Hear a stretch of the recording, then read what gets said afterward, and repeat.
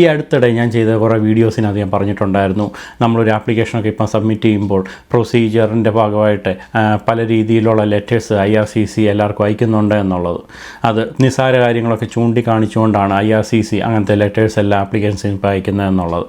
അങ്ങനെയുള്ളൊരു ആപ്ലിക്കേഷന് ഒരു PR വേണ്ടി സബ്മിറ്റ് ചെയ്തിട്ട് ഗവൺമെൻറ്റിൻ്റെ ഭാഗത്തുനിന്ന് ഒരു ലെറ്റർ കിട്ടുകയും ആ ലെറ്റർ കിട്ടിയത് കാരണം ആ വിദ്യാർത്ഥി ഒരു വലിയ പ്രതിസന്ധിയിലാണ് ഇപ്പം എത്തിയിരിക്കുന്നത്.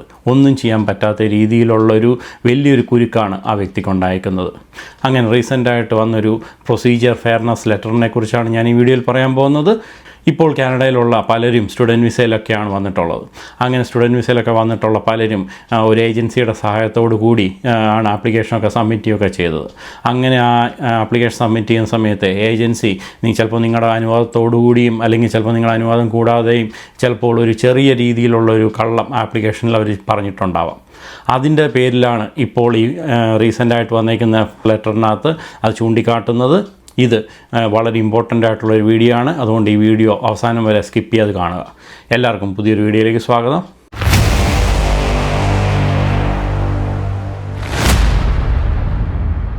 പ്രൊസീജിയർ ഫെയർനെസ് ലെറ്റർ ഇത് കാനഡയിലുള്ള പലർക്കും ഇപ്പോൾ വളരെ ഫെമിലിയറായിട്ടുള്ളൊരു കാര്യമാണ്. ഇപ്പോൾ നമ്മൾ കാനഡയിൽ ഒരു ആപ്ലിക്കേഷൻ സബ്മിറ്റ് ചെയ്യുമ്പോൾ അത് ചിലപ്പം PGWPക്ക് വേണ്ടിയാവാം, അല്ലെങ്കിൽ PR വേണ്ടിയാവാം, അതുമല്ല സിറ്റിസൺഷിപ്പിന് വേണ്ടിയോ, അങ്ങനത്തെ ഏത് രീതിയിലുള്ള ഒരു ആപ്ലിക്കേഷൻ സബ്മിറ്റ് ചെയ്യുമ്പോൾ നമ്മുടെ ഭാഗത്തു നിന്ന് എന്തെങ്കിലും മിസ്റ്റേക്ക് വരികയൊക്കെ ചെയ്യുമ്പോൾ അതിന് ഒരു വ്യക്തമായിട്ടുള്ളൊരു ക്ലാരിറ്റി വേണം എന്ന് പറഞ്ഞ് IRCC അയക്കുന്ന ഒരു ലെറ്ററാണ് പ്രൊസീജിയർ ഫെയർനെസ് ലെറ്റർ എന്ന് പറയുന്നത്. ഈ ലെറ്റർ വന്നു കഴിഞ്ഞാൽ അതിനകത്ത് അവർ ചോദിക്കും, ഈ 2-3 കാര്യങ്ങൾ നിങ്ങൾ പറഞ്ഞ ആപ്ലിക്കേഷനുമായിട്ട് ഞങ്ങൾ ചെക്ക് ചെയ്തപ്പോൾ ഞങ്ങൾക്കത് മനസ്സിലാവുന്നില്ല, അതുകൊണ്ട് നിങ്ങളുടെ ഭാഗത്തുനിന്ന് ഒരു വ്യക്തമായിട്ടൊരു ക്ലാരിഫിക്കേഷനോ അതുമല്ല ഡോക്യുമെൻസോ ഒക്കെ അവർ സബ്മിറ്റ് ചെയ്യണം എന്ന് പറഞ്ഞായിരിക്കും ആ ലെറ്റർ വരുന്നത്. അത് വന്നതിന് ശേഷം നമ്മളതിന് വേണ്ടിയ ഡോക്യുമെൻറ്റ്സ് അത് പ്രൂവ് ചെയ്യുകയോ ഒക്കെ ചെയ്തില്ലെങ്കിൽ നമ്മുടെ ആപ്ലിക്കേഷൻ അവർ റിജക്റ്റ് ചെയ്യുകയും നമ്മൾ എന്തിനു വേണ്ടിയാണോ സബ്മിറ്റ് ചെയ്തത്, ചിലപ്പം PGWP ആയിക്കോട്ടെ PR ആയിക്കോട്ടെ, ആപ്ലിക്കേഷൻ അവർ ഒരിക്കലും അക്സെപ്റ്റ് ചെയ്യത്തില്ല എന്ന് മാത്രമല്ല നമുക്ക് ഫ്യൂച്ചറിലാണെങ്കിലും അതിൻ്റെ ഡോക്യുമെൻറ്റ്സ് പ്രോപ്പറായിട്ട് സബ്മിറ്റ് ചെയ്യാൻ പറ്റിയില്ലെങ്കിൽ നമുക്ക് ആ PR എന്നൊരു സ്വപ്നം ആയിട്ട് തന്നെ അവശേഷിക്കുകയും ചെയ്യും. ഈ പ്രൊസീജിയർ ഫെയർനെസ് ലെറ്റർ വന്നത് മെയ് 28, 2025 അതായത് കഴിഞ്ഞ മാസം ആണ് ഈ പ്രൊസീജിയർ ഫെയർനെസ് ലെറ്റർ അവർക്ക് IRCCയുടെ ഭാഗത്തുനിന്ന് വന്നത്. എന്നാൽ ഈ വ്യക്തിയെ ഈ ആപ്ലിക്കേഷൻ സബ്മിറ്റ് ചെയ്ത് 2022 ഈ ലെറ്റർ പ്രകാരം പറയുന്ന സുപ്രധാനമായിട്ടുള്ള കുറച്ച് കാര്യങ്ങളാണ് ഞാൻ പറയാൻ പോകുന്നത്. അതിനു മുമ്പ് നമുക്ക് ആ ലെറ്റർ ഒന്ന് കണ്ടിട്ട് വരാം. നമ്മളിപ്പോൾ സ്ക്രീനിൽ കണ്ടുകൊണ്ടിരിക്കുന്നതാണ് ഈ പ്രൊസീജിയർ ഫെയർനെസ് ലെറ്റർ. അതിനകത്തുള്ള മെയിൻ ആപ്ലിക്കേഷൻ നമ്പറും അങ്ങനെ ഇമ്പോർട്ടൻ്റ് ആയിട്ടുള്ള കാര്യങ്ങൾ ഞാനിപ്പം ഒന്നും മായ്ച്ചിട്ടുണ്ട്. ഇതിനകത്ത് പറയുന്നത് നമുക്ക് വായിച്ച് നോക്കാം. ഈ ഒരു ആപ്ലിക്കേഷൻ ഒരു പെർമനൻറ്റ് റെസിഡൻസിക്ക് വേണ്ടിയാണ് ഈ ആപ്ലിക്കൻ്റ് സബ്മിറ്റ് ചെയ്തേക്കുന്നത്. അതിൽ പ്രകാരം പറയുന്നത് എംപ്ലോയ്മെൻറ്റ് ഹിസ്റ്ററി, അതായത് ജോലി സംബന്ധമായിട്ട് ആപ്ലിക്കേഷൻ ഈ പറയുന്ന വ്യക്തി പറയുന്നത് മാർച്ച് 2018 തൊട്ട് ഏപ്രിൽ 2021 വരെ ഒരു എൻജിനീയറായിട്ടാണ് വർക്ക് ചെയ്തതെന്നാണ്. പക്ഷേ IRCC അവരുടേതായ ചില രീതിയിലുള്ള ഫൈൻഡിങ്സ് ഒക്കെ വെച്ച് നോക്കിയപ്പോൾ അവർക്ക് മനസ്സിലായത് ജൂലൈ 2014 തൊട്ട് ഏപ്രിൽ 2021 വരെ ഒരു പ്രൊഡക്റ്റ് മാനേജറായിട്ടാണ് വർക്ക് ചെയ്തതെന്നാണ്. നമുക്ക് മനസ്സിലാവുന്നേ ഉള്ളൂ. ജൂൺ 2019 ഒരു TRV ആപ്ലിക്കേഷൻ, അതായത് ടെമ്പററി റെസിഡൻറ്റിന് വേണ്ടിയുള്ള ഒരു ആപ്ലിക്കേഷൻ സബ്മിറ്റ് ചെയ്തത്. ആ ആപ്ലിക്കേഷനകത്തും പറയുന്നത് പ്രൊഡക്റ്റ് മാനേജർ ആയിട്ട് തന്നെയാണ് വർക്ക് ചെയ്തതെന്നാണ്. പക്ഷേ ഈ PR-ൻ്റെ ഒരു ആപ്ലിക്കേഷൻ സബ്മിറ്റ് ചെയ്തപ്പോൾ ആപ്ലിക്കേഷൻ സബ്മിറ്റ് ചെയ്ത ആപ്ലിക്കൻ്റ് ഒരു എൻജിനീയർ എന്നൊരു കാറ്റഗറിയിലാണ് വർക്ക് ചെയ്തത്. അതിൻ്റെ ഡേറ്റ് നോക്കണം, മാർച്ച് 2018 തൊട്ട് ഏപ്രിൽ 2021 വരെ എൻജിനീയറായിട്ടാണ് വർക്ക് ചെയ്തതെന്ന് ഇതിനകത്ത് കാണിക്കുകയും ചെയ്തു. ഇത് മാത്രമല്ല 2020-ലും 2022-ലും വർക്ക് പെർമിറ്റിൻ്റെ ഭാഗമായിട്ടുള്ള ആപ്ലിക്കേഷൻ സബ്മിറ്റ് ചെയ്തപ്പോഴും ആപ്ലിക്കൻ്റ് ഒരു പ്രൊഡക്റ്റ് മാനേജറിൻ്റെ എംപ്ലോയ്മെൻറ്റ് മാത്രമേ അതിനകത്ത് കാണിച്ചിട്ടുള്ളായിരുന്നു. എന്നാൽ PR-ന് വേണ്ടി ഒരു ആപ്ലിക്കേഷൻ സബ്മിറ്റ് ചെയ്യുമ്പോൾ മാത്രമാണ് ആദ്യമായിട്ട് എൻജിനീയറായിട്ട് വർക്ക് ചെയ്തു എന്ന് പറഞ്ഞിട്ടുള്ളൊരു ആപ്ലിക്കേഷനകത്ത് കാണിക്കുകയും അതുപ്രകാരമാണ് ഇപ്പോൾ IRCCക്ക് ഇങ്ങനൊരു ഡൗട്ട് വരികയും അതിൻ്റെ ഭാഗമായിട്ട് അതിനെക്കുറിച്ച് കൂടുതൽ ക്ലാരിഫിക്കേഷൻ വേണം എന്ന് പറഞ്ഞിട്ടാണ് ഈ ഒരു പ്രൊസീജിയർ ഫെയർനെസ് ലെറ്റർ അയച്ചേക്കുന്നത്. ഈ ലെറ്റർ വന്നതിന് ശേഷം ആ വ്യക്തി ഒരു വലിയൊരു ഊരാക്കുടുക്കിലേക്കാണ് പോയത്. നമുക്ക് കുറച്ച് വർഷങ്ങൾ പുറകിലേക്ക് പോകാം. നമുക്കിപ്പോൾ പലർക്കും ഇപ്പോൾ അറിയുന്നുണ്ടാവും, ഒരു ഡിഗ്രിയോ അല്ലെങ്കിൽ ഒരു മാസ്റ്റേഴ്സൊക്കെ കഴിഞ്ഞിട്ടുള്ള പലരുമാണ് ഇവിടെ കാനഡയിൽ സ്റ്റുഡൻറ്റ് വിസയിലൊക്കെ പഠിക്കാനായിട്ട് വന്നിട്ടുള്ളതെന്ന്. അങ്ങനെ മാസ്റ്റേഴ്സൊക്കെ ഉള്ള ഒരാൾ ഇവിടെ ഒരു എന്തെങ്കിലും ഡിപ്ലോമ പ്രോഗ്രാമോ ഒക്കെ എടുക്കാൻ നേരം ഏജൻസി തന്നെ പറയും, നിങ്ങളുടെ മാസ്റ്റേഴ്സൊക്കെ ഉള്ളത് കാരണം അതിൽ താഴെയുള്ളൊരു ഡിപ്ലോമ പ്രോഗ്രാമൊക്കെ എടുത്തു കഴിഞ്ഞാൽ കോളേജിലെ ഒരു കോഴ്സിന് അപ്ലൈ ചെയ്യുമ്പോൾ റിജക്ഷൻ വരാനും, അത് മാത്രമല്ല ഇൻ കേസ് കോളേജ് അക്സെപ്റ്റ് ചെയ്താൽ പോലും ഗവൺമെൻറ് ഭാഗത്തുനിന്ന് വിസ റിജക്ഷനൊക്കെ വരാൻ സാധ്യത കൂടുതലാണ് എന്നുള്ളത്.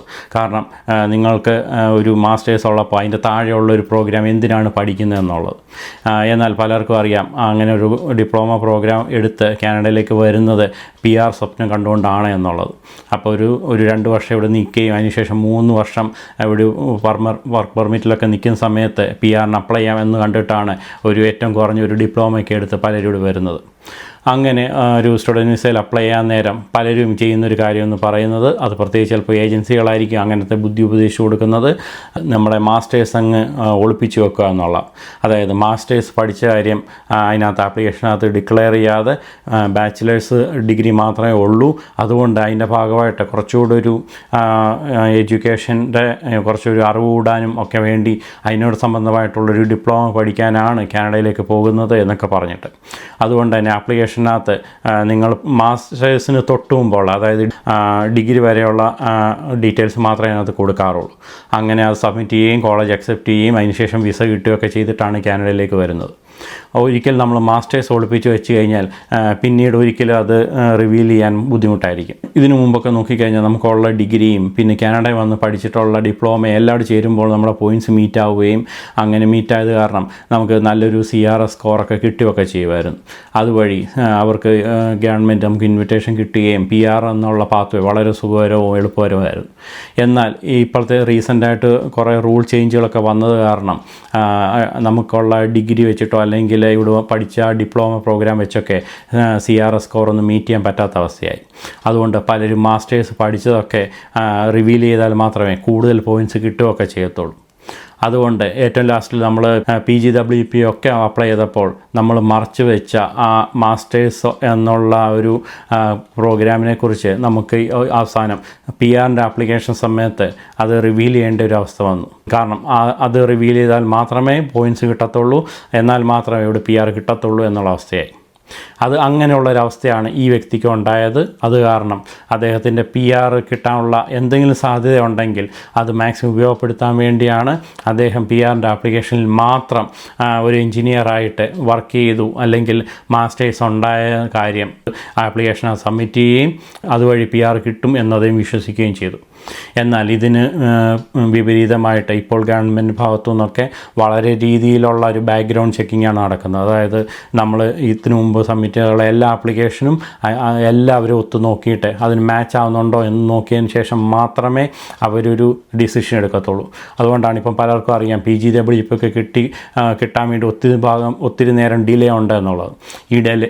ഈ ഡിലേ എന്ന് പറയുന്നത് മറ്റൊന്നുമല്ല, IRCC പല രീതിയിലുള്ള ബാക്ക്ഗ്രൗണ്ട് ചെക്കും അതേപോലെ നമ്മൾ മുന്നേ സബ്മിറ്റ് ചെയ്തിട്ടുള്ള അത് വർക്ക് പെർമിറ്റ് ആയിക്കോട്ടെ അല്ലെങ്കിൽ വേറെ സ്റ്റുഡൻറ്റ് വിസ വന്നപ്പോൾ സബ്മിറ്റ് ചെയ്തിട്ടുള്ള ആപ്ലിക്കേഷൻ ആയിക്കോട്ടെ, ഇതെല്ലാം അവർ ഒത്തു നോക്കിയിട്ട് ഇതെല്ലാം കറക്റ്റാണ്, അത് ചിലപ്പോൾ ഒരു മാസത്തെ ഡിഫറൻസ് പോലും അവർ ഡബിൾ ചെക്ക് ചെയ്ത് അതെല്ലാം കറക്റ്റാണ് എന്ന് തോന്നിയാൽ മാത്രമേ ഇപ്പോൾ PGWP പോലും കൊടുക്കുന്നുള്ളൂ.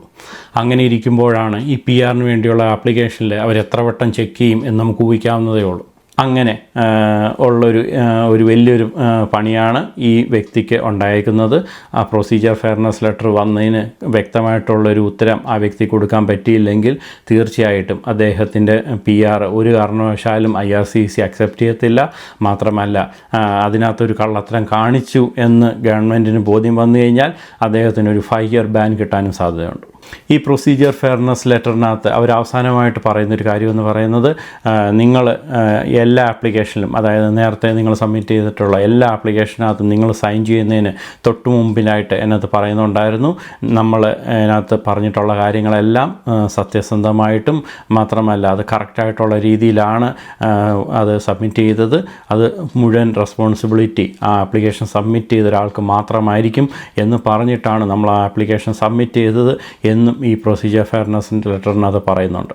അതിൽ പ്രകാരം നമുക്കൊരു അതിനകത്ത് തെറ്റ് പറ്റിയതാ അല്ലെങ്കിൽ നമുക്കൊരു നമ്മുടെ ഭാഗത്തുനിന്നൊരു മിസ്റ്റേക്ക് ഉണ്ടായതാണ് എന്നൊന്നും പറഞ്ഞ് അതിൽ നിന്ന് രക്ഷപ്പെടാൻ ഒരിക്കലും സാധ്യമല്ല.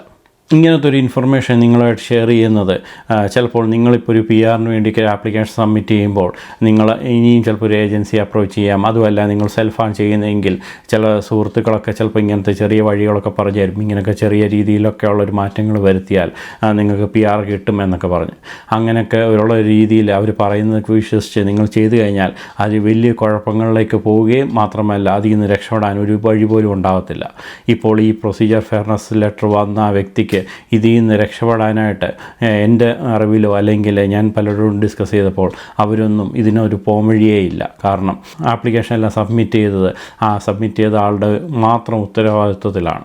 അതുകൊണ്ട് തന്നെ ഇതിനകത്തൊരു ഏജൻസിയാണ് ഇങ്ങനെ ചെയ്തത് അല്ലെങ്കിൽ അതിനകത്ത് ചെയ്തപ്പോൾ ഒരു മിസ്റ്റേക്ക് ഉണ്ടായി എന്നൊക്കെ ന്യായങ്ങൾ പറഞ്ഞാൽ കാനഡ ഗവൺമെൻറ് ഒരിക്കലും വിശ്വസിക്കത്തില്ല. ഇങ്ങനത്തെ വീഡിയോ നിങ്ങളായിട്ട് ഷെയർ ചെയ്യുന്നതിൻ്റെ മെയിൻ ഉദ്ദേശം എന്ന് പറയുന്നത് നിങ്ങളുടെ ഭാഗത്ത് നിങ്ങളൊരു ആപ്ലിക്കേഷൻ സബ്മിറ്റ് ചെയ്യുമ്പോൾ ഇതുപോലത്തെ മിസ്റ്റേക്സ് ഒന്നും വരാതെ ശ്രദ്ധിക്കാൻ വേണ്ടിയാണ്.